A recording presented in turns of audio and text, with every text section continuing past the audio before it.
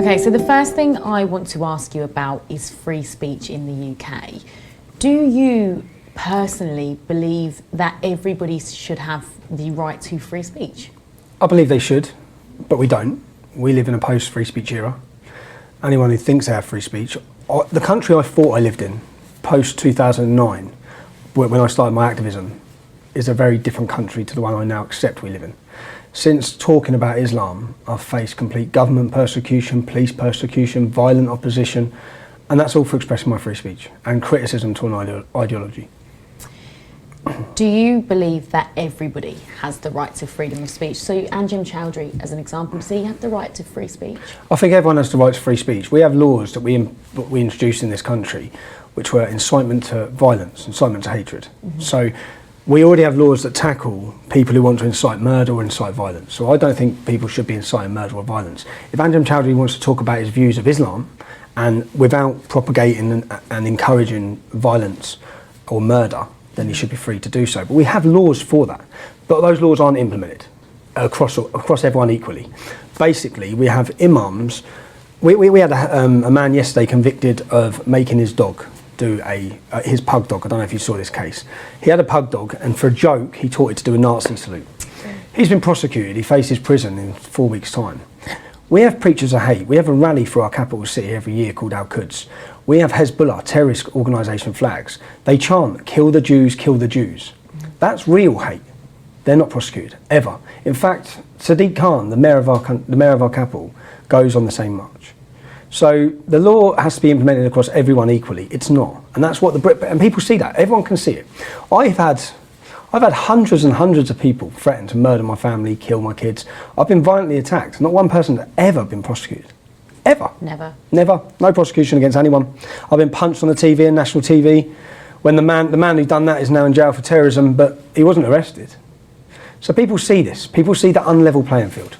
And why do you think that is? Why do you think when it's you, nobody is prosecuted? Because the police would rather I shut up. The government would want me to shut up. They've been trying their hardest for 9 years or 10 years to silence what I'm saying, because they fear the reaction of what I say. And and all I do is speak the truth and speak openly and honestly about Islam.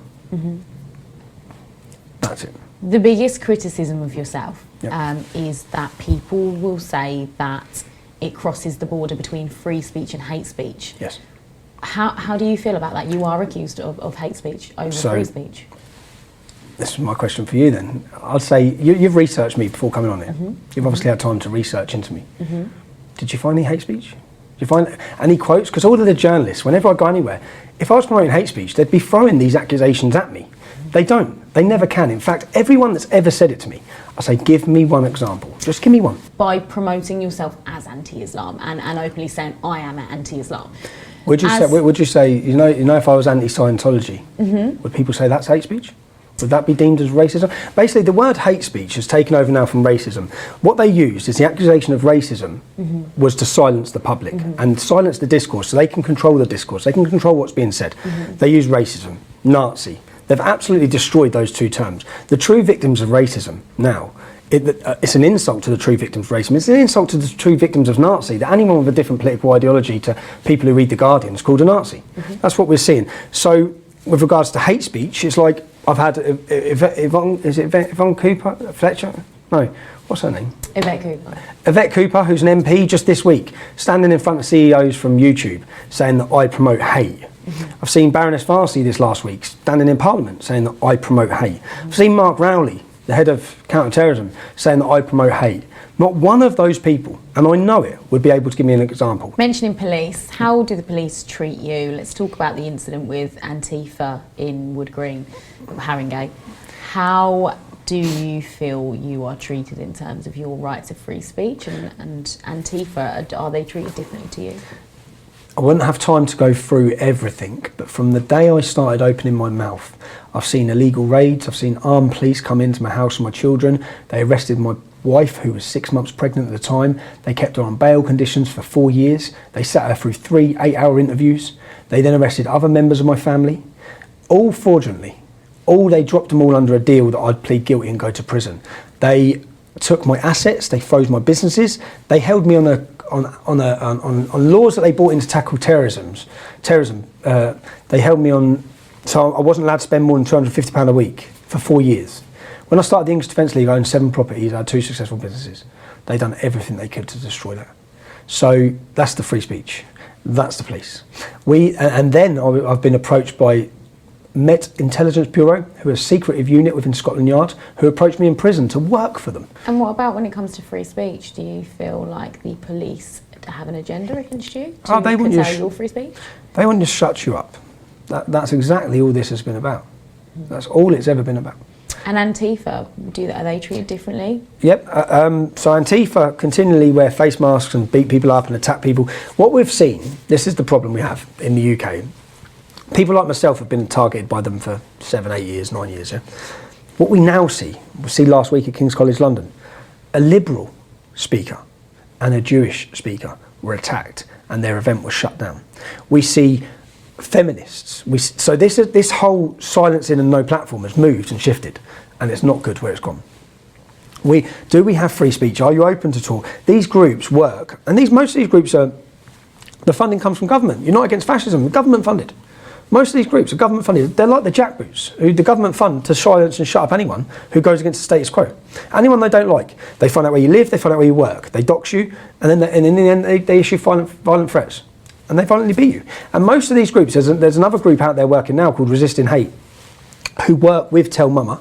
Tell Mama are government funded. The leader is a Muslim with an OBE, and their whole entire job and focus is to silence anyone like me. Not just me, it's happened to people across the country. I've spoken to people who have been terrified, crying, families, they put pictures of their children up. It's a massive campaign, a funded campaign. There is no free speech. And your friends in Generation Identity, or the people that you work with, Lauren Southern, Brittany Pettibone, being denied entry to the UK, how do you feel about that? Well, Lauren's not part of a Generation Identity, to be honest. She's connected to I don't agree fully with the identitarian movement. Okay. Yeah, I never have. What this come about was a real matter of free speech. You've stopped a man, you haven't just stopped him. They didn't just hold Martin and Brittany and put them on the next flight back. They tried to punish them the same way they've tried to punish me for years. They held them, separated them, put them in a detention centre, put their lives in danger. Majority of the detention centres Muslims. Put their lives in danger to teach them a lesson, to scare them and say, you're not coming in our country. Why? Is being anti-Islam religious hatred? No, of course not. If you hate Islam, is it religious hatred? No, of course not. No, opposing a religion, it's exactly what I said. Is if I oppose Scientology, no one would say I'm racist or it's like I'm religious. If you oppose Jewish people, someone would say something about it. Jewish people is different to opposing Judaism. If I picked up the Torah and started saying this, I don't think I'd face charges. I don't think I'd face the harassment I'm facing.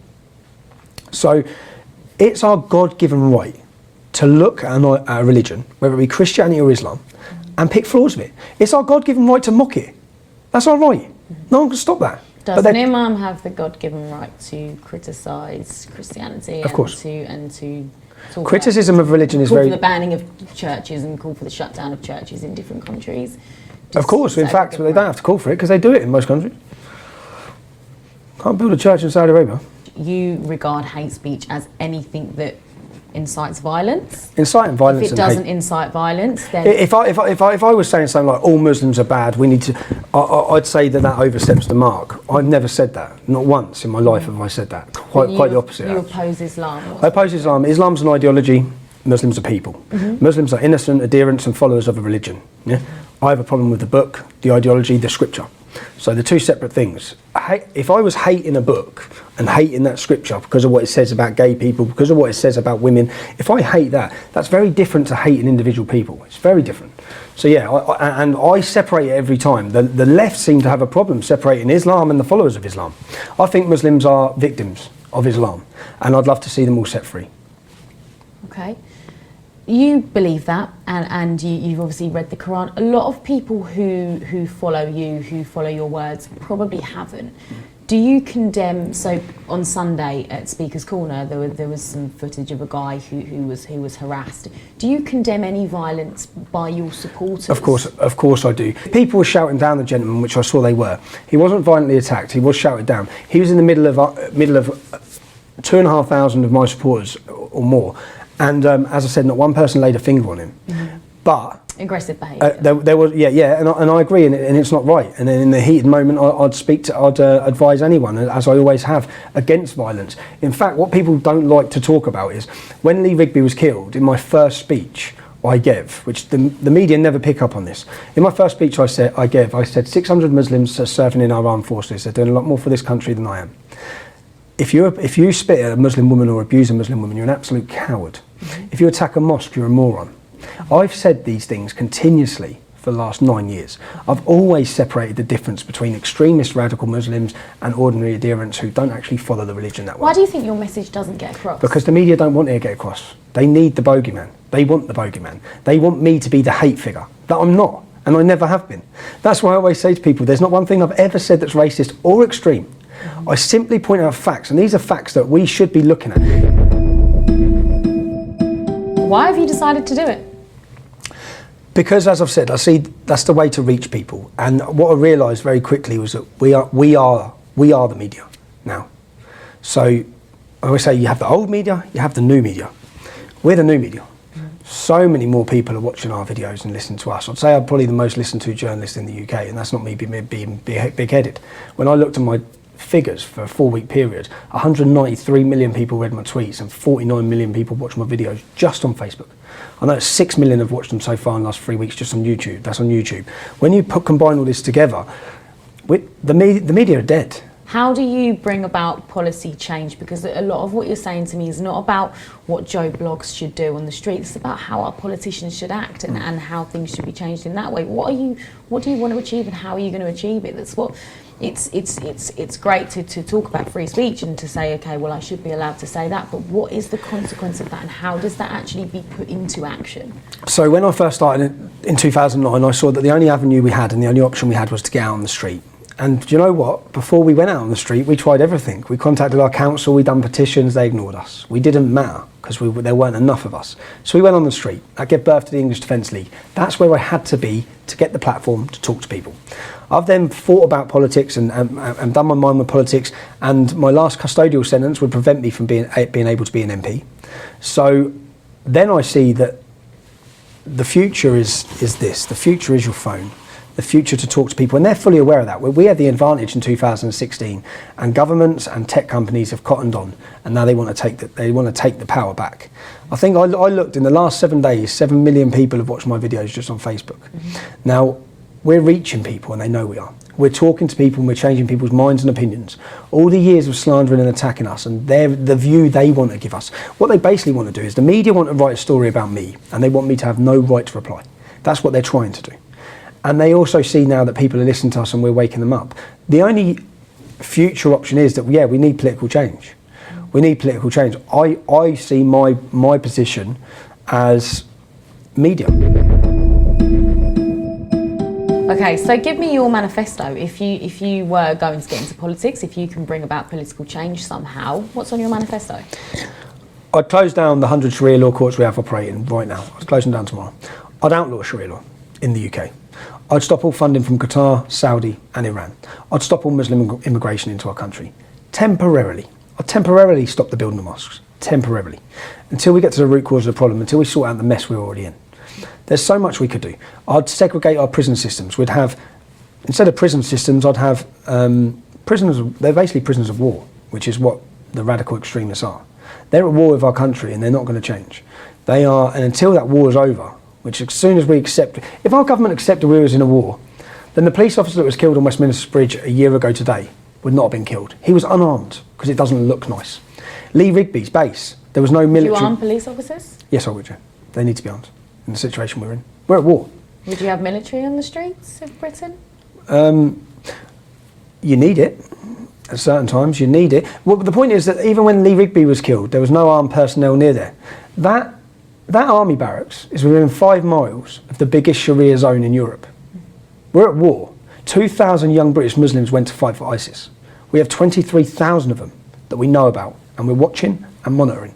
Do these rules, these things that you bring in, apply solely to Islam? Or if you were going to close down say religious schools? Does that include Catholic schools? Does that include, or does this? If Catholic schools were, if we had undercover documentaries like we have for Islam and madrasas, showing Catholic schools being told that Muslims are filth and scum and vile and do not even walk on the same side of the road as them, and they're being violently beaten, literally having the Bible beaten into them, I'd support closing them down. So do we close down the ones which we've seen in documentaries, or do we just close down all of them?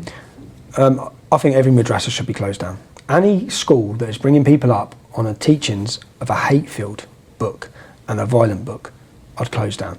Children need to be free from Islam. Does that not come back to freedom of speech and the freedom of right to choose your religion? If we start cutting down on... If Nazism was a religion, that's the equivalent of what we're witnessing. Hitler was a teddy bear compared to Muhammad. He's a teddy bear. So 270 million people have died under Islam. 270 million. Not 6 million. 270 million. So once people understand, but we're not allowed to understand because you're not allowed to talk about Muhammad. Because the minute you do, they want to kill you. If we talk about grooming, the sexual exploitation, 90% of the convictions for that, 90% are Muslim men. 20% are called Muhammad.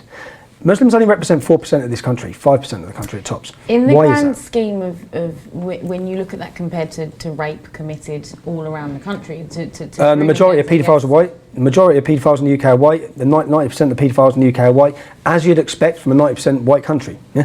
What I'm talking about is a complete irregularity in figures. 90% convictions Muslim, 5% of the country's Muslim. We have to ask why. Then when you look at the cases, or you go through and you have in-depth look at the cases, do you know how many victims I've sat with, how many of their parents I've sat with, how many there's a charity called Seek Awareness, I've travelled the UK with them, meeting all these people. This isn't about rape, this isn't about sexual satisfaction for the men that are doing it. This is about destroying those children and girls. It's a lot more. It's when men are sharing young girls with their brothers, with their cousins, with their brother-in-laws. What sort of man sits and shares the rape of a child with his brother-in-law? This is accepted in a whole different way to any other paedophilia or sexual exploitation we've seen. And to stop it, we have to understand it. And to understand it, we have to talk about it. And if I talk about it, if I was to tell you that it says 14 times in the Quran, it explicitly says, outside of your 4 wives, you can take whatever your right arm possesses at war. So they're allowed to take non-Muslim women at war. If you want to listen to Boko Haram, ISIS, any of these groups that are doing exactly the same, what we're seeing is young English girls being taken as sexual slaves, all sanctioned within the Quran, all sanctioned within the scripture. I think if you said before that you're used as a bogeyman for people who want to say we don't want right-wing opinions, we don't want that. Do you not think in many ways what's happening in Telford, in Rotherham, is being used as a sort of bogeyman situation for anti-Islam, for anti-Muslim sentiment? Because it seems like what's happening there is awful, it's terrible, it should be stamped out, but all paedophilia, all rape, everything should be stamped out, and it feels like the actual number of people that carry out the crimes, the percentages, it's way in the favour of white men. White men are carrying out much more predatory attacks. We haven't seen the government or the police or social services accept that they've ignored white men doing attacks because of cultural sensitivity, or they didn't want to be deemed racist. We've actually seen... So you think it's the response that's actually the issue? Oh, if this was dealt with in the way it should have been 30 years ago, do you know groups have been talking about this for 30 years? Everyone's known this has been going on. When I first started the English Defence League and started talking about these issues, people thought I was mad. I can replay an interview I had with Jeremy Paxman where I tried to tell him. And he said, you expect us to believe that this is happening? We've got young girls, and most people in Britain should know this. A young 11-year-old girl had an iron rod with the letter M heated up and ingrained on her bum because she was the property of Muhammad. Another one of the young girls had her tongue nailed to a table. I've spoke to her father just last week, whose 12-year-old daughter was taken to a park and a canister of petrol pulled over her. If these crimes were happening to Muslim children at the hands of non-Muslim men who were saying they were doing it because they're Muslim, this whole country would burn. And the fact is, our daughters just seem like it's acceptable. I had a cousin who was sexually groomed and raped from a young age. No one's seen her. Our family haven't seen her for 20 years. These girls are taken. That's what's happening. And the proper response is not to call people who identify or try and research and find the problems as racist or extremist or promoting hate. The proper response is to get to the root cause of the problem and deal with it, which we're not. We're still seeing today, I still read a news article today, Asian men. They're not Asian men. Okay, they're Pakistani majority. Some of them are from Somalia, some of them from Kurdistan, some of them are from Iraq. The one common denominator. If you want to go to Holland, it's the Moroccans doing it. If you want to go to Australia, it's the Lebanese doing it. If you want to go to France, it's the Algerians doing it. The common denominator and the common link between all these men who are sharing these young girls as sexual slaves, Islam and their religion. And that's not my fault. I'm just identifying the facts. Is it my responsibility to protest every time a white man rapes a woman? No, it's the hypocrisy of it all. If Israel says, if anything to do with Israel, we have millions of Muslims marching everywhere every week if they want to. The hypocrisy that our children are being taken off us, enslaved, raped, pimped, beaten, murdered. One young girl was chopped up and put in as kebab meat in the city of Blackpool. How many people in this country know that? How many people know the names and the lists of these young girls who have gone missing and who are dead? No one. That's the problem. And the problem is, as I've said, if it happened to any Muslim child, then every politician, everyone would be screaming from the rooftops about how disgusting it is, and they'd all be looking at the links to why it's happening. We're not even allowed to research the links to why this is happening without being deemed as hateful.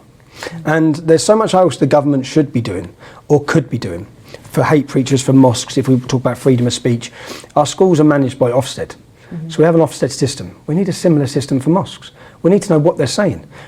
After the Manchester... Would you accept it for churches as well, then? I'd accept the same rules for every religious institution in this country, from religious schools to religious buildings. The reality is that 99% of the time, it will be fed back to mosques, that the problems will be coming from mosques. Do you feel like it's easy to cherry pick the most extreme cases than it is to look at the majority of Muslims? Oh, look, the majority of Muslims are peace-abiding, law-abiding citizens.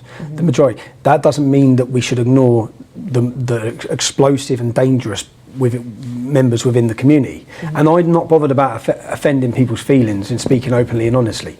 If the truth can never become hate speech, and that's what we're doing. We're trying to create people talking openly, honestly, and giving facts as hate speech. What do you want to achieve, and how are you going to achieve it?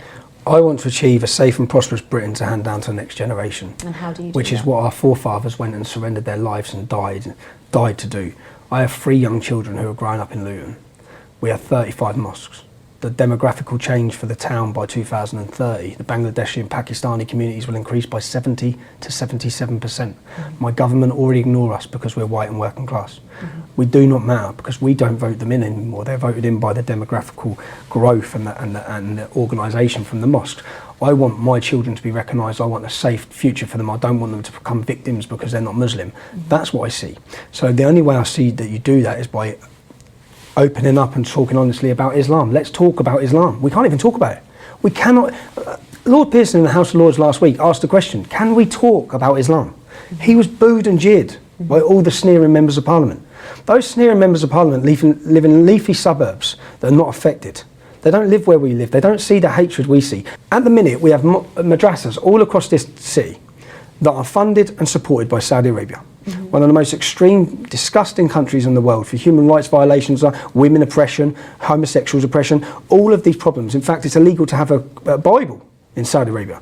Yet we're allowing them to build schools and their books, their Wahhabist literal interpretations of Islam. So there are many decent Muslims, but that shouldn't stop us from identifying the problem and limiting. We have 100 Sharia law courts in this country. We had the suffragettes, we had women fight for decades for equal rights, and these courts are completely abolishing that. And they should be closed. There's so much that we should be doing. Do you want to close Sharia courts and close mosques? Is that an aim of yours, to completely eradicate mosques and Sharia courts? No, my aim would be that I wouldn't close down mosques. I'd stop building mosques. If a mosque, I'd stop building mosques now. Because to be honest, say like if I give Luton where I live, where we have 35 mosques now, there's zero integration. Okay, you go to a town near where I live, Biggleswade, but there's a few Muslims, but they're all dotted around in different areas. They haven't got some Saudi preacher, they haven't got some Wahhabi or Salafist preacher telling them that you can't integrate with non-Muslims. They're just born here as Muslims and they're growing up, and actually they're quite integrated in the small numbers they are.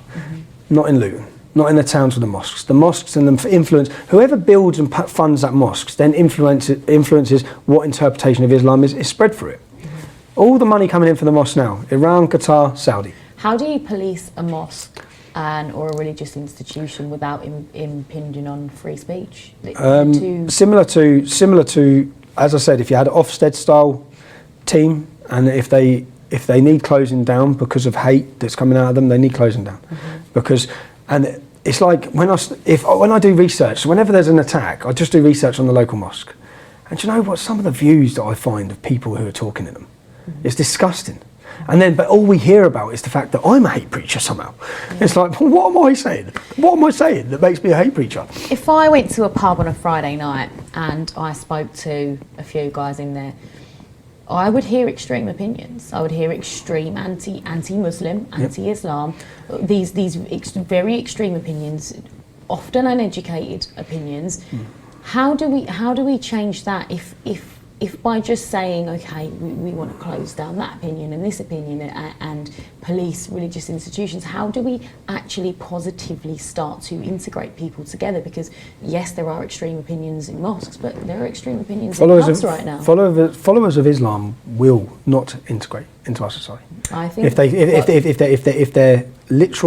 they're following the scripture, they're not allowed to. But many Christian people are also the same. They will refuse to allow a Muslim person to integrate in their society. There is a culture in some communities that are very anti-Muslim and not anti-Islam, anti-Muslim culture. I'll say the difference between people talking negatively in a pub about Muslims and then a beacon of a community centre openly telling the followers and adherents negative things against non-Muslims is very different. How do you deal with that? I keep saying that they're going to go on to create monsters. By when you stifle free speech, when you stop giving people a platform to talk about these issues, you drive it underground. And right now, I'd say the people of Britain are furious and they're angry and they're scared. Do you accept that there is a correlation between Western intervention and radicalisation, and could we slow down radicalisation by speaking to politicians and instead of campaigning against citizens, campaigning against politicians who advocate for airstrikes and who continue to bomb the likes of Iraq and Libya and Afghanistan, who support that every time? I'm against foreign invasion. I think that what happened in Iraq was completely illegal. I think what happened in Afghanistan was illegal. We should not have been in either of their countries, and plenty of innocent Muslims would have died. Yeah? But how people in this land will use that, for example, Nigeria, we're seeing Christians massacred, raped, pillaged, murdered weekly, every single week. No one here is being radicalised through that. No one's being so the constant argument, in fact, that's always used by Islamists and extremist radicals is foreign intervention and foreign policy. Yeah, it ain't going to have helped. But let's not pretend without foreign policy that Islam's not been at war with us for 1400 years. Let's pretend that if we didn't invade those countries, that Muslims as part of their ideology wouldn't be wanting to dominate the world. That's it's a non-argument. It hasn't helped, and I'm completely against it. And I think Tony Blair should face charges for what he's done. But he's not going to face charges, and he should. And that's why I was so supportive of Donald Trump when he was going for his election, because many people want to drag us into war. They want to drag us into war with Russia now. They're trying to drag us into war with Russia. Do we not need to protect the 23-year-old women who were gang raped in Libya while we fund the Libyan government? Well, yes, which is taxpayer money. Well, that's why Hillary Clinton should be brought to odds for the destruction of that country by removing Gaddafi. They knew what would happen if they removed him. He was the one man in that region who held power and made sure that this flood that we're now seeing come from Africa into Europe, he was the man that prevented that the whole time. By removing him, they knew this would happen. They knew to think that all of this is a fluke, millions upon millions of young Muslim men coming into Europe. It's orchestrated and organised at the top. We're seeing it. So what I'd say is when you saw 1,000 women sexually assaulted and raped and attacked on New Year's Eve in Cologne, when you look across Europe to see what's happening, when you listen to what's happening in Sweden, when you research it properly and you see the explosions of violence against our women, we need to be protecting them. What's the difference between 1,000 women being attacked in Sweden and 1,000 women being attacked in Libya? Is it we care because the Swedish are Europeans and we don't care because the women in Libya are African? Where do we draw the line and how do we choose who we support? Because every day women are raped and murdered in Libya. Okay, if you want to go through any Pew Research or top research policy on men's views in Afghanistan, in any of these, in Sudan, in Somalia, you'll find that 90%, upwards of 90%, do not believe in rights for women. These are the men we're bringing in. This is who we're bringing into our country. 95% of them believe that you should be killed if you leave Islam. how is bringing these people into our country, how do they think this is going to work? What we're seeing is just simply what we all know was going to happen, or How anyone. about if they're Christian? Does it make a difference? It makes a massive difference because their views are different, because they're not being brought up, but they're not reading the Quran, which tells them they can beat their wife. They're not reading the Quran that tells them women are worth 50% less than man. They're not reading these views as Christians. So that's why we haven't seen mass Christians blowing things up or raping women when they've come into Europe. When in general, we've seen, and this is the problem, we should be putting who's most persecuted. Many Christians are being murdered and killed on their way to Europe with these groups. We've seen them being thrown off boats on the way to Italy because they were Christian. And then these same people are then granted asylum. These same people we're bringing into our countries. And they're killing people because they're Christian, and then we're bringing them in. In 2017, there was 172,000 arrivals from the Med. How many of those committed a crime? What percentage of those? No, the fact is we don't know. That's the problem. We have no idea. How many of them are murderers? How many of them are rapists? How many of them are terrorists? We simply don't know. What we do know is that 4 of those people went on to blow up, massacre and bomb people in Paris. We know that if you read again what they've done in the Bataclan Theatre. They didn't come via the Med though, they came via land routes, didn't they? The Paris attackers. Okay. If we specifically keep it to, because I'm interested in migration and where you stand and what the solution is. I want to know what your solution is. My solution would be filter it between Christian and Muslim people? We simply should not be taking in anybody in this country. That's how I feel. We should be protecting them. We should be helping them. How do we do that? Well, exactly how we are. We're the biggest funders already now. Britain is the biggest funders to helping refugees. That's how we are. But we find out so many times that these refugee camps are controlled by extremist factions, by terrorists. Many of the people who are coming, as you said, we don't know. So do you roll a dice? Do you do that with your safety? You lock your door at night when you go to bed, don't you? But we don't lock our borders. We let anybody in who we don't know who they are. We don't know what crimes they've committed. If we did know who they are, and if we were to set up, say like they did with the Lost Boys of Sudan in Kenya, where they set up places where they can legally go through and they are checked, and it's not unchecked migration, it's checked migration, and then they are safely brought over. None of them should be brought over. None of them should be brought over. Because why? We have 52 Islamic countries. We have Saudi Arabia, one of the richest countries in the world. None of them are taking any in. And do you know why they say? Because of their security. They say that. The Muslim nations won't accept them because of their own security. But yet we're supposed to. When we see 5% of this country is currently Muslim, and look at the problems we face.